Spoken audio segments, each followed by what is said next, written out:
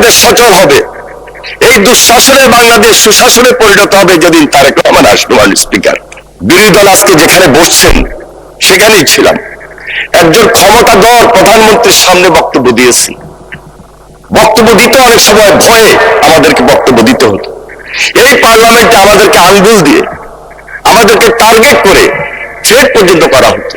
তারপরে বক্তব্য রেখেছি সেদিন। মাননীয় স্পিকার, বক্তব্য রেখেছিলাম এই অচল বাংলাদেশ সচল হবে, এই দুঃশাসনের বাংলাদেশ সুশাসনে পরিণত হবে যেদিন তারেক রহমান আসবে। মাননীয় স্পিকার, এই কথাটি বলেছিলাম সেদিন, তাই হয়েছে।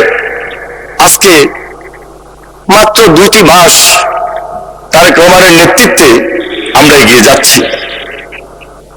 আপনি ভুল ধরবেন, কিন্তু ভুলের পাশাপাশি কতটুকু শুদ্ধ, কতটুকু উত্তম সেটাকে আগে বলে আমার ভুল ধরা উচিত। মাননীয় স্পিকার,